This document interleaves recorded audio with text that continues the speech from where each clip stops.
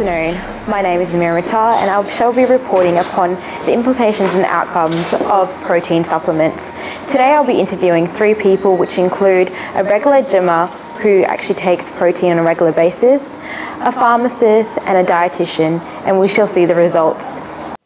The most adverse effect associated with taking protein supplements would be the GI upsets which come along with it. So these include things such as flatulence, dyspepsia, constipation and diarrhea. These can cause significant trauma to the person who's taking it, as there may be uncomfortable and unusual feelings. Well, I usually just take them straight after a workout at the gym, or if if I'm not having enough kind of protein naturally, if I'm not eating right, then I'll probably just have a shake or two, but that's pretty much it.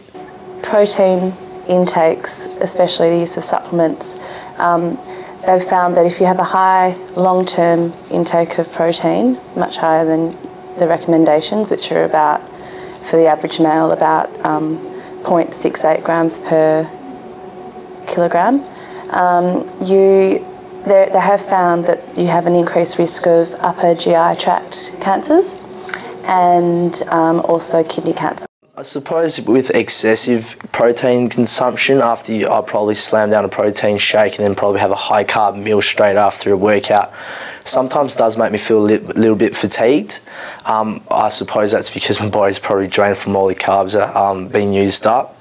But apart from that, I think, it could be a reason to why I do kind of feel a bit tired at night. Excess protein supplementation could lead to liver and kidney damage, as these are the organs which normally metabolize and excrete extra proteins and carbs in the diet. If there is too much of that stuff, it can put a strain on the liver and kidney and can lead to damage of those organs.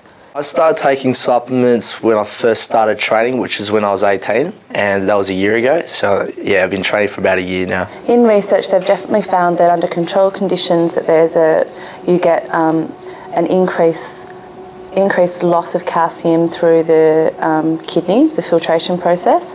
Protein causes acid, which requires a buffer, and calcium is often the buffer to help neutralise this acid.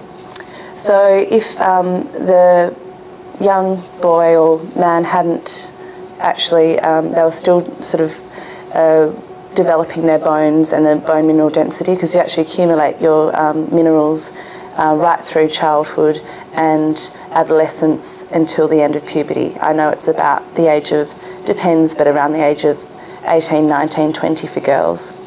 So if they were having, the boys were having high amounts of protein through supplements, so maybe one protein shake would be about 42 grams of protein. That's pretty close. It's about 15 grams off the recommendation. Then they could be losing calcium from their bones, which can cause their bones to be less strong than they should be. Protein supplementation may lead to growth retardation and decrease in height, and it may also lead to obesity, as if the male is taking protein supplements on top of a well-balanced diet and the expenditure of energy is not sufficient, they may lead to excessive fat in the body, may cause obesity. Well, ever since I started working out, I feel as though the supplements, mainly the protein kind of, was the reason why I put on some more mass and some more weight in general. I've noticed that my body's metabolism has kind of changed as well. I've been able to retain more weight as well, and I've been getting getting a really big appetite, getting hungry really often. The protein intake would just be one element which would increase their risk of having osteoporosis, which is a disease of brittle bones, so increased risk of fracture as they get older. You don't really realise that you've got osteoporosis or brittle bones until you get older and you have a fall and you break your wrist or your ankle, and then you also get the hunching that you see from the bones in your spine not being strong enough. Protein supplements shouldn't be abused and should be taken when necessary and as necessary, and if one is exercising and expending energy properly, then they should be a good adjunct to the diet.